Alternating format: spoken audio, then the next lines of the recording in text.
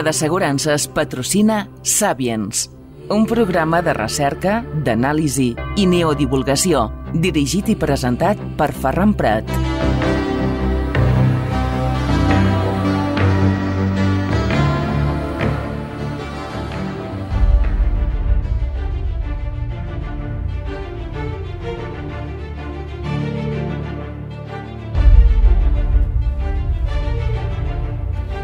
Saludos y bienvenidos a Sapiens, les habla su amigo Ferran Prat.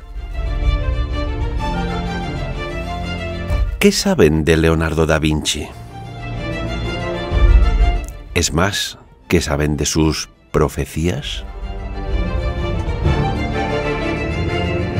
Sobre esta cuestión saludamos y analizamos con Carlos Mesa el misterio de Leonardo da Vinci. Muy buenos días, Carlos. Buen día.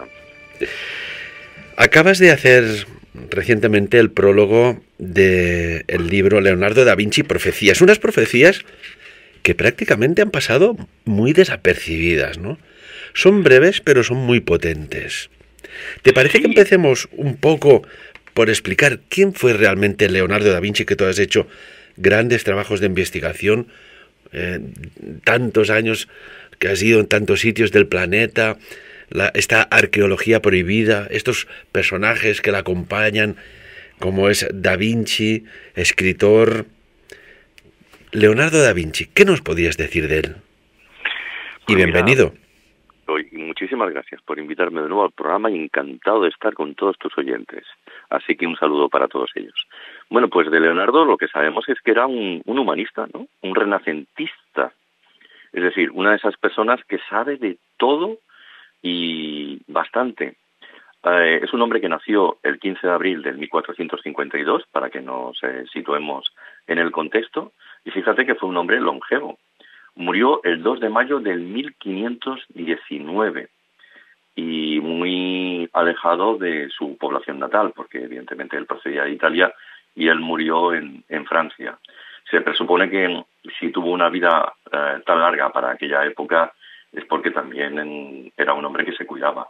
Hay que decir de Leonardo, y eso se nota también en sus profecías, de las cuales luego podemos hablar, que Leonardo era vegetariano. Pues eso implicaría que con ese tipo de dieta, pues lo más probable es que tuviera quizá menos enfermedades si acababa cuidándose un poco.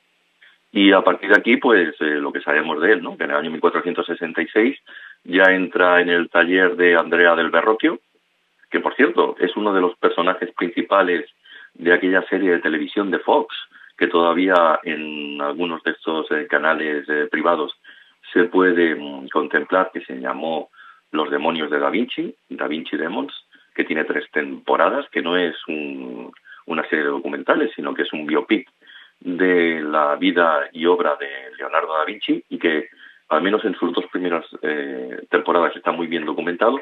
Y ahí es donde vemos pues a este Andrea del Verrocchio, ¿no? Que será su maestro, y con el que pues empieza a darse a conocer, y a partir de aquí se nos convierte en pintor, escultor, ingeniero, inventor, músico, escritor, arquitecto, y ha pasado la historia pues precisamente por todos estos inventos, por todas estas pinturas, por toda esta arquitectura tan especial que ha llegado todavía hasta nuestros días. ¿Qué destacarías de Da Vinci? Era un hombre avanzado en su tiempo, porque en el Códice Atlántico, y tú lo explicas muy bien en el prólogo, hay 119 hojas que parece que avanzan el futuro, aquel presente de aquellos tiempos. Sí. Aquí me gusta siempre comentar algo, y además lo digo en el prólogo, ¿no? Cuando a mí Ediciones Obelisco, lo decimos por si alguno quiere buscar este libro, el libro ha sido publicado por Ediciones Obelisco, pues me pidió que hiciera una introducción, que por cierto, cabe decir que estoy encantadísimo de la vida, porque para mí se ha visto cumplido un sueño, ¿no? Porque los textos de este libro son textos escritos por el propio Leonardo da Vinci, y yo le estoy haciendo la introducción, el prólogo, al mismísimo Leonardo. Es como si pudiera hablar con él lo cual para mí ha sido, como te digo, todo un honor. Bueno, el caso es que Leonardo da Vinci es un visionario. Le pasa lo mismo que a Julio Verne. En cuanto comienza a reflexionar sobre la vida en sí, le vienen una serie de pensamientos, lo que nosotros hoy en día llamaríamos aforismos, que son esas frases, esas sentencias breves, esa especie de doctrinas que él saca de alguna parte, ¿no?, de las musas, y que hablan sobre ciencia, sobre arte, sobre cómo él imagina ese futuro. Por lo tanto, podemos decir, en todo caso, que Leonardo da Vinci, a través de una serie de aforismos, hace o pone en solfa sus visiones del futuro, pero no es un profeta. Eso es algo que me gustaría dejarlo claro, ¿no? No estamos ante un Nostradamus, para que nos hagamos a la idea. Simplemente es una persona que puede imaginarse, a través de la tecnología y a través de la concepción de la sociedad en la que él vive, cómo puede ser ese futuro. Y eso es lo que él va realizando a lo largo de todas estas sentencias, estos aforismos, ¿no? Por lo tanto, es una persona muy, muy especial que da una serie de reflexiones personales que parecen como si fueran visiones, pero que son cuando menos particulares, ¿no? Y además te vas dando cuenta de que es un hombre que roza constantemente la herejía, y además de una forma, yo diría que bastante cruenta, ¿no? Bastante notable. Yo no sé cómo no tuvo problemas con la iglesia incipiente de aquella época, porque en estas profecías que se ven en el libro, pues si quieres podemos leer alguna, y la verdad es que da como grima, ¿no?, el leer este tipo de escritos. En el libro de las profecías de Da Vinci empieza, por ejemplo, por las profecías sobre animales racionales. Cuéntanos, ¿qué podrías destacar? Porque habla sobre los hombres unidos en grupos. Sí. Además, es que esta sería la primera de las profecías que podemos leer, ¿no? Aquella que dice que veo en las ciudades a vuestros ciudadanos, tanto hombres como mujeres, unidos estrechamente por fuertes lazos, por brazos y piernas, atados a personas que no entenderán vuestras lenguas, y solo podréis desahogar vuestros dolores y vuestra pérdida de libertad mediante gritos llorosos y suspiros y lamentos. Bueno, el caso es que lo que quiere dar a entender Leonardo es que tenemos que ser más conscientes de la naturaleza que nos rodea. Leonardo, como digo, es animalista y vegetariano. De hecho, sabemos que que él acude a mercadillos para comprar aves que luego él acaba soltando. Es decir, no son aves para consumo de la carne, son aves en las que él quiere estudiar su anatomía. Una vez lo ha hecho, simplemente suelta esa ave para que pueda volar, para que pueda volver de nuevo hacia la naturaleza. O sea, imagínate cómo es Leonardo, es un animalista en toda regla. Pues bien, Leonardo cree que en el futuro llegaremos a inventar algún sistema por el cual tengamos algún tipo de traductor del lenguaje de la naturaleza. Es decir, él cree que algún día podremos hablar con los animales, que tendremos algún sistema de traducción, como el que tiene un perro delante y un ladrido significa sí, dos ladridos significa no, por decir algo, pues que llegará ese instante en el que podremos comunicarnos con otros seres. Esa es la visión que tiene Leonardo. ¡Qué maravilla! Cuando hablabas de traductor me venía a la cabeza que hoy día, sin saber idiomas, ya puedes tener la traducción simultánea, incluso con un timbre de voz masculino, femenino, agudo, grave, etcétera, etcétera. ¿Y quién no nos dice que ya se está trabajando en traducir lo que se expresa, por ejemplo, un árbol, un pino, un abeto, un arbusto, una flor? Por supuesto, toda la energía que tenemos en la Tierra no deja de ser energía en definitiva, y bueno, algunas personas ya sabes que son más sensibles a captar esa energía que se mueve en torno a la corteza terrestre, ¿no? Por lo cual pues llegará un instante en que podremos comunicarnos con otro tipo de seres, como digo. De hecho, ya existen, por ejemplo, yo sé que se está estudiando más el género humano, pero hace poco no sabíamos qué le ocurría a un bebé cuando lloraba, y ahora ya tenemos aparatitos que los colocamos junto a un bebé y nos está traduciendo qué es lo que quiere expresar ese infante, ¿no? Eso ya se encuentra en algunas tiendas. Alguna de las otras profecías, y es lo que dices tú, ¿no? Son como visiones de futuro. Es como si ahora, creo yo, que podríamos imaginarnos, creo yo, cómo serán los coches del futuro, ¿no? Ya no habrá fricción en el suelo, habrá un sistema geomagnético que serán más tipo drones que los coches que conocemos actualmente. Pero, por ejemplo, hay otra que habla sobre el dote de las doncellas. Carlos. Sí. Esta es una en la que él habla de que todos seremos iguales, ¿no?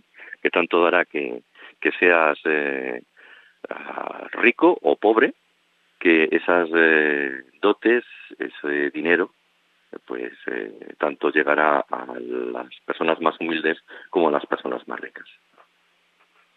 Que incluso podríamos interpretarla como la fuerza del sector femenino que estamos viendo recientemente, que se quieren posicionar para defender sus derechos de igualdad, ¿no? Sí, también hace alguna alusión al respecto. Sí. Como buen humanista que es, él le da mucha importancia a la figura de la mujer, por supuesto. Leonardo da Vinci era coetáneo de la época de Miguel Ángel Buonarroti, ¿verdad? Sí. ¿Qué tal se llevaban? ¿Se llegaron a conocer? Se llegaron a conocer y la verdad es que no se llevaban nada bien, porque hay alguna anécdota al respecto. Bueno, de hecho hay un sitio que es en Italia, en concreto en Florencia, que se llama el Salón de los 500, que está en el Palacio Vecchio, y donde Leonardo y Miguel Ángel trabajaron juntos en dos frescos que debían estar en uno de los techos de este palacio, ¿no? De ninguno de los dos nos ha llegado absolutamente nada, aunque hay una cosita que si quieres te comento. Es decir, estas pinturas, que son dos pinturas que además están inacabadas, ninguna de las dos la podemos contemplar hoy en día, ¿no? Por ejemplo, la pintura de Miguel Ángel, ahí tendría a un chico llamado Baccio Bandinelli, que le tenía bastantes celos, y esta pintura, pues fue completamente destrozada en el año 1512. Era la batalla de Anghiari, y bueno, menos mal que se hicieron algunas copias y por parte de otros artistas, y estas copias son las que nos han llegado hasta hoy en día, y entonces pues podemos saber o deducir qué es lo que había pintado Miguel Ángel en su momento, ¿no? Y después tendremos también otra batalla por parte de Leonardo, que esa además tiene un truco que ahora te diré, ¿no? Pero sí que es cierto que parece ser que en una cierta ocasión Leonardo estaba hablando con unos amigos en la calle y ellos le estaban preguntando por las formas anatómicas de los caballos. Y en aquel momento pasó Miguel Ángel por delante del grupo, y entonces pues Leonardo, me imagino que haciendo alusión a Miguel Ángel para que éste interviniera en la conversación, le dijo, bueno, de esto podéis preguntarle al propio Miguel Ángel sobre la fisonomía de los caballos, ¿no? Y Miguel Ángel, lejos de tomárselo a bien, se lo tomó a mal. Pensó que el otro se estaba burlando de él. Vaya. Y entonces, en lugar de decirle o responderle, pues ampliando la información, le dijo, uy, de eso sabes tú muy poco, porque no sabes ni pintar un caballo. Claro, se lo dijo delante de los demás, lo puso en evidencia, y a partir de ese momento, pues como que Leonardo no se llevaba nada bien con Miguel Ángel, ¿no? Miguel Ángel era más joven, Leonardo evidentemente tenía una cierta edad, pero vamos, que no había muy buena relación entre ellos, ¿no? Respecto al otro cuadro de Leonardo, el que, como digo, se encontraba en lo que es el Palacio Vecchio de Florencia, sabemos que era la batalla de Marciano en un lugar que se llama Valdichiana, desde el año 1563. Pues bien, hoy en día allá hay una especie de mural donde aparece una especie de soldado florentino, o creo que es un soldado florentino, que mueve un estandarte que dentro del mismo se encuentran las palabras cerca trova, el que busca encuentra, y esto significa que se está dejando algún mensaje críptico por parte de quien realizara ese otro fresco, que no es precisamente Leonardo, para dar a entender que allí hay algo más. Verás, lo que ocurre es que por debajo de estos murales parece ser que hay otros. Y el que busca encuentra significa que nos está dando a entender que el fresco de Leonardo sigue estando todavía ahí. De modo que ese es el lugar en el que probablemente deberíamos mirar. Y sabemos que debería ser ahí por una sencilla razón. Antiguamente allí habían ventanas, actualmente ya no se encuentra ningún tipo de ventana, y es como si ese lugar se hubiera tapiado expresamente para crear algún tipo de, como digo, de pintura enorme, ¿no? Pues bien, ese debió ser el lugar, casi con toda probabilidad, para realizar el fresco de esa enorme batalla, porque no es simplemente una pinturita, hablamos de una batalla enorme, ¿no? Entonces, alguien nos dejó algún tipo de mensaje críptico para decir que el fresco de Leonardo sigue estando escondido en esa pared. Con lo cual, cuando tengamos la tecnología suficiente como para poder mirar por capas qué es lo que se encuentra por debajo de ciertas pinturas, nos encontraremos sorpresas como cuadros de Leonardo da Vinci que todavía no hemos visto. Yo estoy convencido de que el gran Da Vinci hacía cosas para que fueran vistas por los ojos de los humanos, pero otras para que fueran encontradas por algunos ojos concretos de los humanos. No sé, tengo esta sensación. Y, Carlos, por ejemplo, ¿qué nos podrías decir de la atracción que tenía o admiración Leonardo da Vinci por los magos, entendiendo mago como persona sabia multidisciplinar? Bueno, hay un cuadro que se llama La adoración de los magos. Es un cuadro donde lo que es del año 1481. El problema de Leonardo es el de siempre. La mayoría de estos cuadros están inacabados. Porque tú miras ese cuadro y ves que hay partes que están pintadas y partes como que simplemente se ve el trazo, el esbozo, pero no se ve la pintura encima del trazo, ¿no? O sea, es una obra, como digo, completamente inacabada. Pues bien, la adoración de los magos es sencillamente la adoración de los Reyes Magos. Pero Leonardo nos va a dar a entender que es un creyente, por llamarlo de alguna manera, si es que lo es, fíjate lo que te estoy diciendo, muy particular, porque por detrás de la figura de los Reyes Magos y de los adoradores aparece lo que es las raíces de un algarrobo, y el algarrobo siempre es la referencia al árbol de San Juan el Bautista. Y además hay como un hombre, una persona, que junto a este árbol está haciendo el llamado gesto de San Juan. Si quieres, ahora te explicaré lo que es el gesto de San Muan, ¿no? Cuéntanos. Esto es apasionante, es emocionante y a la vez intrigante. Cuéntanos, sí, mucho, Carlos. Mucho. Bueno, pues hay órdenes muy antiguas que en realidad se denominan órdenes sanjuanistas. El sanjuanismo son estos que creen que, o estas órdenes discretas o secretas, que siguen existiendo todavía hoy en día y que creen que el auténtico profeta nunca fue Jesús, sino que fue Juan el Bautista. Y a partir de aquí, pues empezamos, ¿no? fueron primero los cátaros, que evidentemente ellos le daban más predominancia al Evangelio de San Juan, posteriormente los templarios, que sabemos que adoraban aquella cabeza barbuda que luego la Iglesia le achacó como si fuera una cabeza de un demonio, cuando realmente la cabeza barbuda, el Baphomet de los templarios, era tan solo la cabeza de San Juan el Bautista, y posteriormente otras órdenes que siguen la continuidad o el conocimiento de los templarios, como pueda ser, por ejemplo, la masonería actual. La masonería actual es completamente sanjuanista, pero de ahí también tendremos, pues quizá una buena parte del martinismo, o si me apuras, incluso hasta el mismo rosacrucismo, ¿no? Pues bien, hay un cuadro de Leonardo que se llama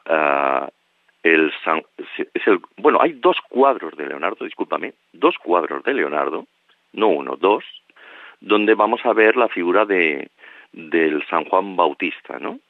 Hay uno de los cuadros donde vemos a San Juan el Bautista señalando con la mano derecha hacia el cielo y con la izquierda se está tocando el pecho.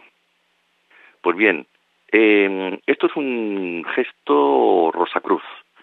Esto es muy propio de los rosacruces, que de hecho la masonería también tiene un grado, que se llama el grado 18 de la masonería, que es el llamado grado rosacruz. Siempre hablamos dentro de lo que es el rito escocés antiguo aceptado, el que tiene los llamados 33 grados, ¿no? Uh-huh. Pues bien, cuando alguien dentro de ese grado 18, el llamado grado rosacruz, se quiere dar a conocer ante otro hermano que pertenezca a un grado similar o superior, lo primero que hace es señalar con la mano al cielo, poner con la mano derecha hacia el cielo, con la otra ponerse esa otra mano izquierda aquí en lo que es el pecho y decir o hablar a ese otro hermano de la siguiente forma: arriba está Dios. Y el otro hermano masón le tiene que contestar: y en la tierra también. Pues bien, hay un cuadro que se llama San Juan con atributos de Baco, que también es de Leonardo. Recordemos que Baco o Dionisio es un personaje mitológico que ha muerto y ha resucitado los 3 días, con lo cual, dentro de las obras del Renacimiento, que se utilizaba tanta mitología, pintar a Baco implicaba que de alguna manera estaba dando a entender que ese Baco debía ser una especie de antigua encarnación de la figura de Jesús o de Juan, vete a saber, que luego se ha vuelto otra vez a reencarnar. En este caso debería ser de Juan, de Jesús, se presupone, porque Jesús le va a volver otra vez a suceder lo mismo, o eso se dice, ¿no?, dentro de los evangelios, que muere y resucita al cabo de 3 días, lo mismo que le pasó a Baco o Dionisio, ¿no? Pues lo cierto es que ahí tendremos un San Juan con atributos de Baco, donde Leonardo está efectuando 2 gestos en los cuales una mano apunta hacia el cielo y otra mano apunta hacia la tierra. Yo no sé si conoces una obra, o nuestros oyentes conocerán una obra llamada El Kybalión, que se basa en el famoso Corpus Hermeticum, es decir, en lo que en la Edad Media se conocía como el hermetismo. Que de hecho no se sabe bien, Carlos, quién es el autor del Kybalión. El Kybalión está publicado por una editorial masónica, fíjate, curioso, en el siglo XIX, y no se sabe quién. Se presupone que son 3 autores completamente diferentes, anónimos, y lo que hace es una simplificación de todo ese corpus hermeticum, que era tremendamente complejo, y de ahí viene la palabra hermético, dando a entender que aquello es de muy difícil comprensión, pero llegado al siglo XIX nos lo simplificaron 3 personas anónimas para que pudiéramos entender de forma muy fácil cuáles son esas 7 leyes que rigen el universo, porque de eso trata la filosofía hermética. Pues bien, volviendo a la filosofía hermética, tendremos una ley que dice: ley de correspondencia, lo que es arriba es abajo, lo que es abajo es arriba. En definitiva, esto también no deja de ser la duat de los egipcios, ¿no? Tendremos por arriba el mundo de los dioses y por abajo el mundo de los humanos. Que va en relación a lo que decías en el grado 18, ¿no? Arriba está Dios y en la tierra también. Y en la tierra también. Así que, de alguna manera, lo que hace el propio Leonardo es darnos a entender que él es un hombre que conoce muy bien los movimientos o estas organizaciones iniciáticas y nos está dando a entender que este hombre tiene algún tipo de conexión con ese mundo de los sanjuanistas. Por lo tanto, debió pertenecer a alguna organización discreta o secreta de aquella época. ¿Tú crees que el conocimiento estaba desde aquellos tiempos remotos, incluso podríamos bajar al antiguo Egipto, si te parece, hasta hoy día, en organizaciones secretas, discretas, de las que muchas que hay aún vigentes hoy día? A ver si te he entendido bien, ¿qué es lo que me querías comentar? ¿Que hay organizaciones discretas todavía hoy en día que provienen del Antiguo Egipto, quieres decir? Sí, que más que nada que se conserva un conocimiento que solo está en manos de unos pocos. ¿Qué opinas? Yo que me muevo mucho en este mundo de las organizaciones discretas o secretas, por circunstancias ahora ya personales, y que, como digo, lo conozco bastante bien. Sí es cierto que hay algunos pequeños secretitos que nos vienen de muy antiguo, ¿no? Pero la mayoría de organizaciones discretas o secretas de la época, casi todas proceden del siglo XVI. Se nos intenta del siglo XVI o del siglo XVII, más o menos entre esas fechas se mueven todas estas organizaciones actuales. Todas intentarán darse mayor antigüedad. Por ejemplo, los Rosacruces dicen provenir de la época de Tutmosis. Ahora bien, hablas con los Rosacruces y enseguida te están diciendo, bueno, esto es un mito, ¿no?, que sabemos que tenemos, pero somos muy conscientes de cuál es nuestro origen, ¿no? Y su origen, como digo, se remonta, por ejemplo, a la época de Lutero, poco más. Pero todas estas organizaciones que todavía hoy en día perduran, sí que han bebido de fuentes más antiguas. No es que provengan de allá, simplemente que han bebido de ese otro tipo de fuentes. Es decir, esas organizaciones lo que hacen es beber, por ejemplo, de fuentes egipcias, ¿no? Y tomar datos de ese mundo egipcio, o por ejemplo, de los evangelios apócrifos. Es decir, que tampoco hay tanto secretismo. Una persona con un poquito avispada no necesita introducirse dentro de una organización secreta para llegar a estos conocimientos. Si tiene la posibilidad de acudir a ciertas bibliotecas, va a llegar a ese mismo camino, pero por otra derivación. No sé si me explico. Perfectamente. Si volvemos, Carlos, a las profecías de Leonardo da Vinci, hay algunas de curiosas que hacen referencia a las plantas, ¿no? Y, por ejemplo, trata sobre las aceitunas que caerán de los olivos dándonos el aceite que da luz. ¿Qué interpretación le das, Carlos? Pues esto se supone que debe ser algún sistema de iluminación. Esto debe ser, pues, el aceite que se utiliza como por decirte algo, ¿no?, como queroseno. Es que claro, porque aquí dice: descenderá con furia a la tierra quien nos dará alimento y luz. Descenderá con furia a la tierra. Bueno, parece que estoy hablando de algún misil, alguna bomba o algo parecido, ¿verdad? No sé. Sí, yo me las he estado mirando, algunas de ellas que me han llamado más la atención, porque esto es para profundizar. Y claro, te quedas así perplejo y dices, hombre, este hombre que estaba avanzado en el tiempo, ¿no?, en tantos campos, que diga, descenderá con furia a la tierra quien nos dará alimento y luz. Esta luz puede ser luz de conciencia, de buen hacer, o luz lumínica. Y después dice también nos dará alimento de comer. Claro, puede ser de ingerir alimentos, o alimento subliminalmente bien introducido de conocimiento. No sé. Claro, es que esta es quizá la parte más críptica. Yo lo que digo sobre has visto que el librito de las profecías de Leonardo es un librito muy pequeñito. Apenas hay un contado número de páginas.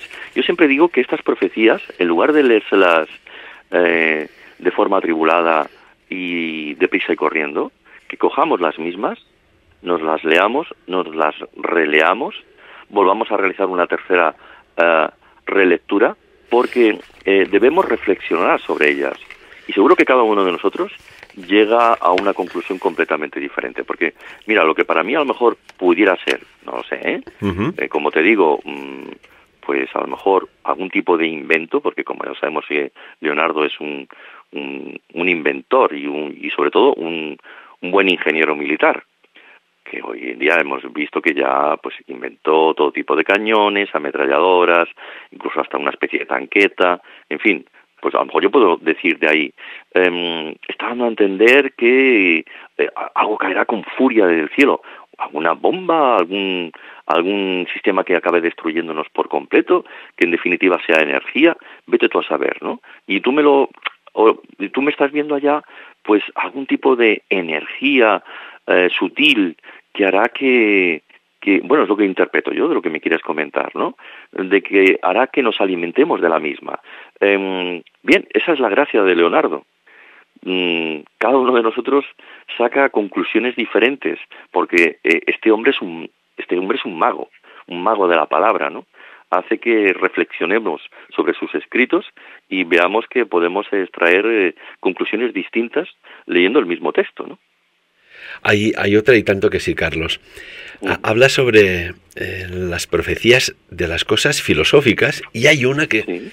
Es que mira, siempre he dicho que la verdad no se puede ocultar eternamente, ¿no? Y fíjate lo que dice, sí. Dice, la voy a leer rápidamente, sobre la mentira. Dice, todas las cosas que el invierno esconde bajo la nieve permanecen expuestas y evidentes en verano. Dicho para la mentira que no se puede ocultar. Fíjate en estos tiempos, y sin entrar en detalles, ¿no? Ni en polémicas, pero cuántas cosas están aflorando que ya estaban, ya no enquistadas, sino en forma tumoral en determinadas áreas de la sociedad. Vamos a hacerlo así y que cada uno entienda lo que tenga que entender también. Sí. Una muy buena sentencia, la verdad. Y por ejemplo, hay algo de Leonardo da Vinci que tú has investigado y que es fascinante. Aquel cuadro, aquel fresco de la Última Cena, que allí Carlos Mesa nos empieza a descubrir cosas que a golpe de ojo se nos pasa absolutamente desapercibidas y empiezas a ver cosas insólitas. Sí. Cuéntanos. Este es quizá uno de los cuadros más conocidos, pero luego si tenemos oportunidad y me dejas, hay otro que me gusta muchísimo más, que es la Virgen de las Rocas.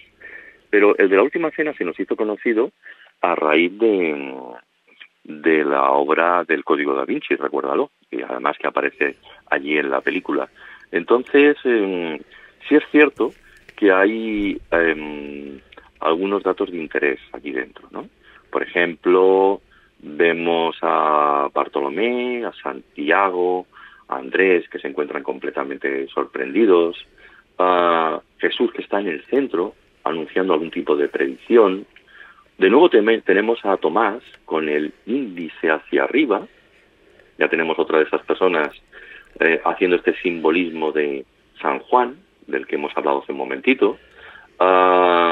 Tendremos a Mateo, a Judas y Simón el celote discutiendo entre ellos. Bueno, esta quizás es la parte sobre todo más militar, ¿no?, de los apóstoles que siguen a Jesús.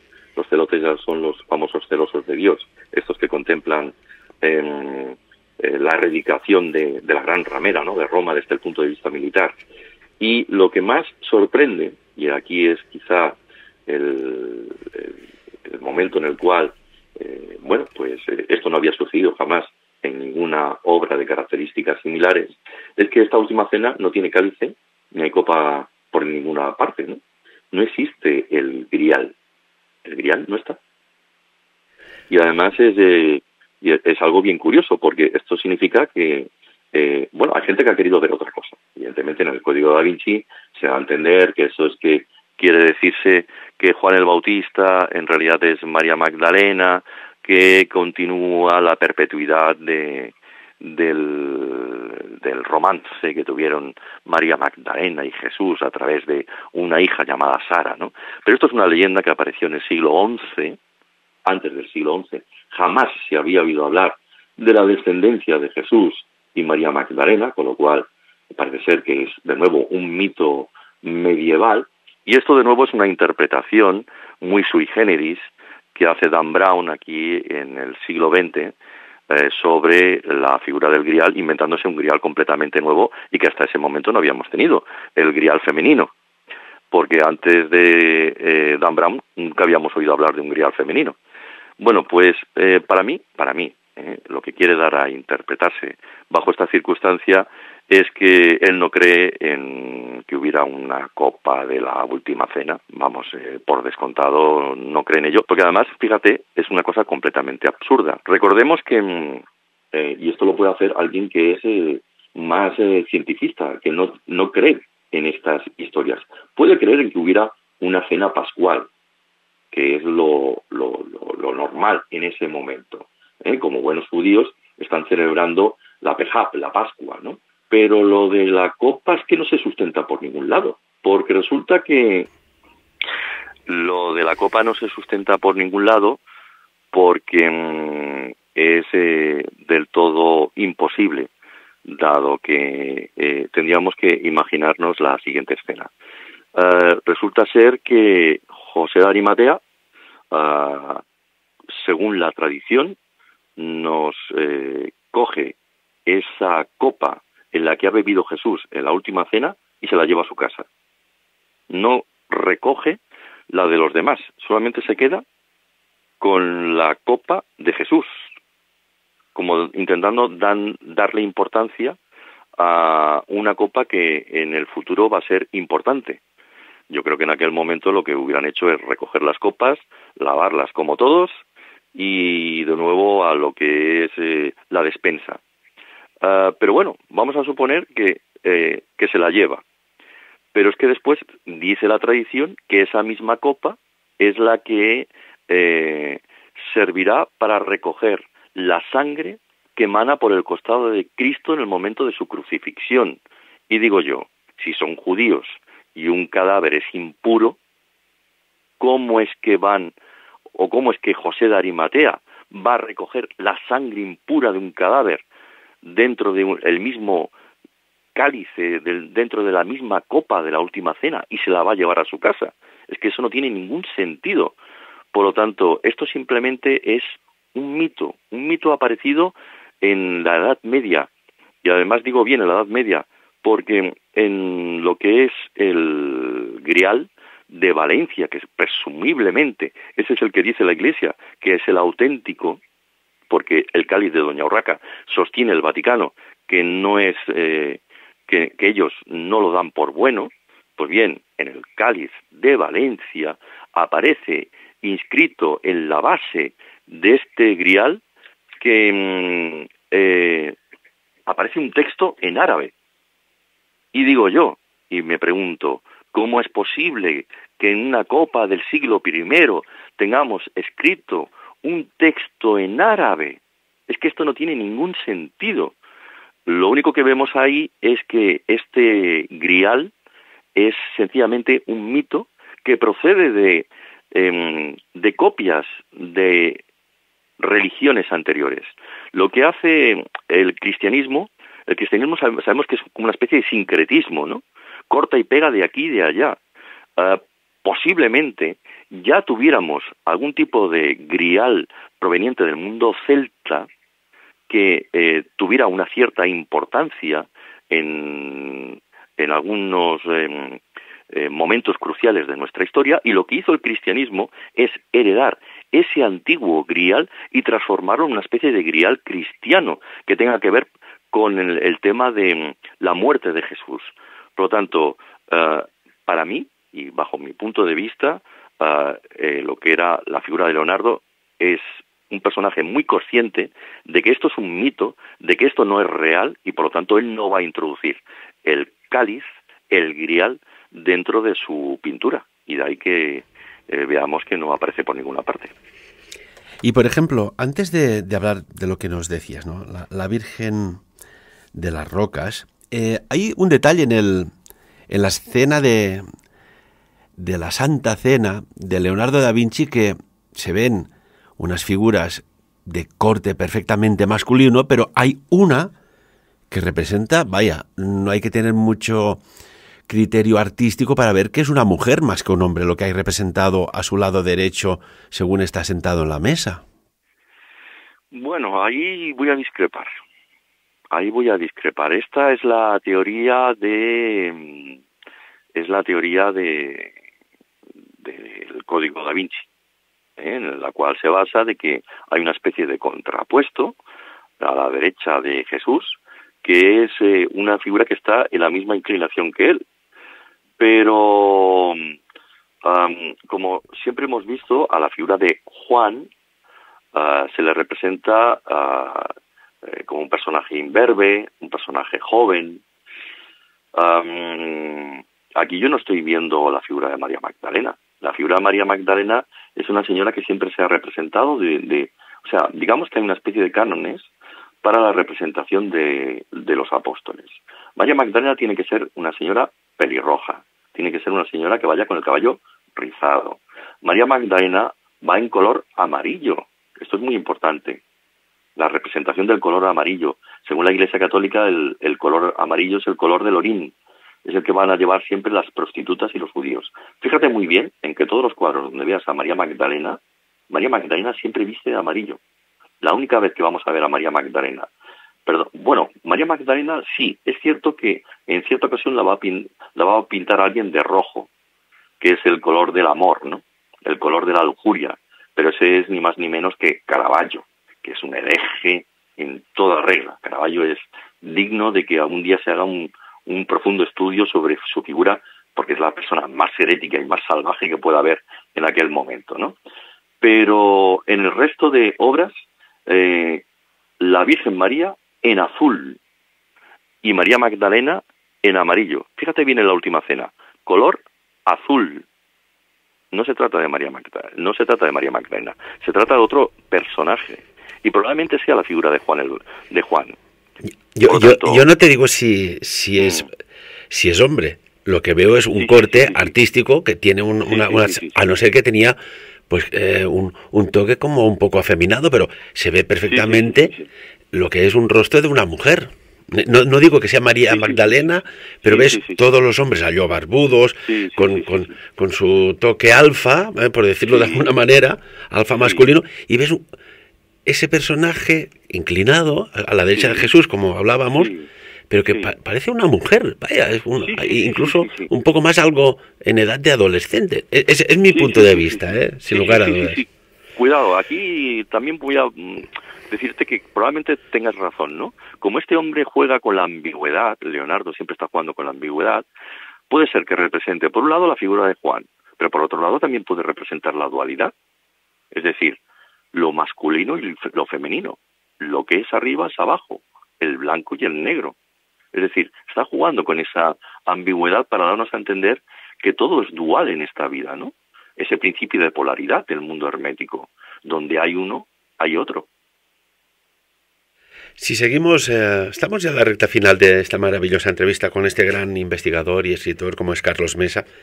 No nos iremos antes sin analizar alguna profecía más, pero que nos hables de la Virgen de las Rocas. Cuéntanos. Hombre, este cuadro es uno de mis favoritos. El día que descubrí lo que quería dar a entender, la verdad es que disfruté muchísimo, ¿no?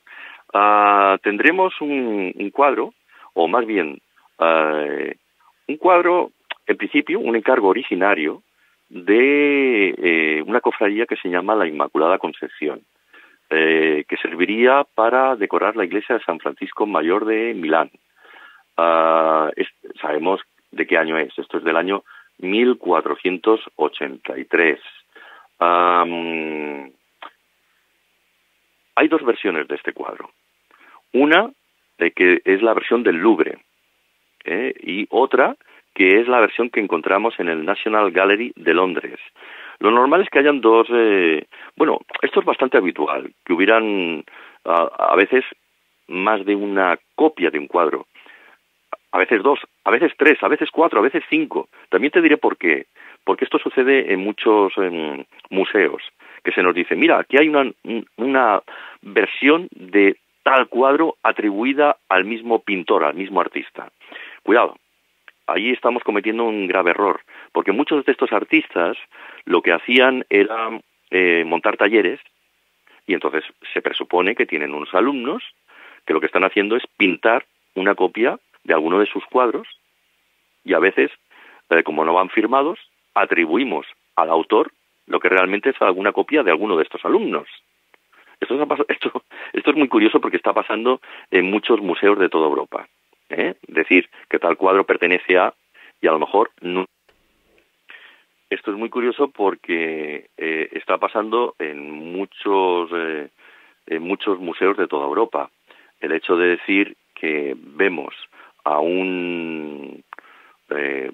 una copia de un cuadro y se nos atribuye al mismo autor, al mismo artista. Pero debemos recordar en que muchos de estos artistas lo que hicieron fue crear talleres. Por lo tanto, para poder ganarse la vida, cogen alumnos, discípulos, que aprenden el oficio con ellos. Por lo tanto, en muchas ocasiones, lo que está sucediendo realmente es que algunos de estos alumnos están pintando una copia del cuadro de su maestro. ¿Y qué ha ocurrido con el paso del tiempo?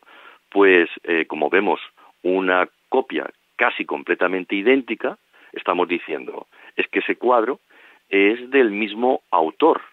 Pues no, lo que sucede es que como estos cuadros no venían firmados, estas obras no estaban firmadas por ningún autor, se presupone que son de ese autor. Pero lo mismo, lo que estamos contemplando no es una obra de ese artista, sino una obra de un alumno de ese artista. Lo digo porque esto está sucediendo mucho, ¿no? No será, ya sabemos que, por ejemplo, tenemos 2 Giocondas, la del Museo del Prado y la del Louvre, pero estamos realmente convencidos, por ejemplo, que la Gioconda del Prado está pintada por Leonardo, o a lo mejor se llegó a pintar por parte de algún alumno de Leonardo. Bueno, pues esto, como digo, está sucediendo mucho. Pues bien, volviendo a las 2 versiones del cuadro de la Virgen de las Rocas. La versión del Louvre presenta a una Virgen con túnica azul que rodea con su brazo protector a un niño, mientras con el otro infante, porque hay 2 niños en este cuadro, se forma un grupo con el arcángel Uriel. Los 2 niños parecen idénticos, que además hay que decir algo al respecto. Se nos dice que estos niños pueden representar a Jesús y su hermano gemelo, que en este caso sería Tomás Didimo, ¿no? Didimo en griego significa sencillamente gemelo. Como siempre hay una representación de todos estos apóstoles. A la hora de representar la figura de Tomás se solía representar siempre como un Tomás calvo, es decir, un Tomás sin pelo. Pero es que resulta que este otro gemelo tiene pelo. Este no es Tomás, este es Juan. Una vez más le vuelve otra vez a dar importancia a la figura de Juan el Bautista, ¿no? Es decir, aquí hay una clave críptica en la que una vez más vuelve otra vez a demostrar que bueno, que resulta que a ver si lo digo bien, se le está dando muchísima importancia a la figura de Juan el Bautista como auténtico enviado, como auténtico profeta. Leonardo nos vuelve a dar a entender que él es un seguidor de las corrientes sanjuanistas, pero aún hay más.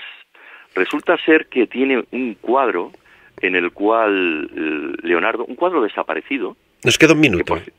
Vale, un cuadro desaparecido en el cual tenemos una copia que nos realizó Rubens de ese cuadro, y es el cuadro de Leda y el cisne. Pues bien, Leda, que estaba pintada por el propio Leonardo, está agarrando el cuello a un cisne.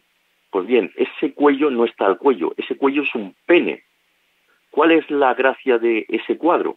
En que ese rostro es el mismo rostro que vemos en la obra de la Virgen de las Rocas. Por lo tanto, Leda es en realidad la Virgen María. ¿Qué quiere transmitirnos con esto el propio Leonardo da Vinci? Pues que la concepción del propio Jesús es una concepción terrenal venida de pene, no venida de divinidad alguna. Esto es una herejía en toda regla. Y tanto que sí. Y para acabar, ¿qué opinas sobre una de las profecías que dice sobre navegar? Dice así: veremos los árboles de los grandes bosques del Tauro y del Sinaí, de los Apeninos y el Talas moverse por el aire de este a oeste, de norte a sur, y llevar por los aires a una gran multitud de hombres. Está claro ¿no? Los aviones. Sin lugar a duda. Un visionario.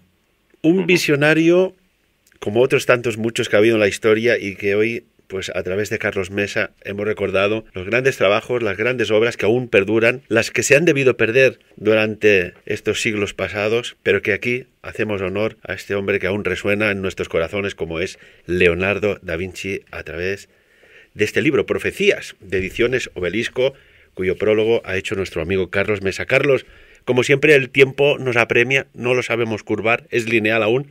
Muchas gracias.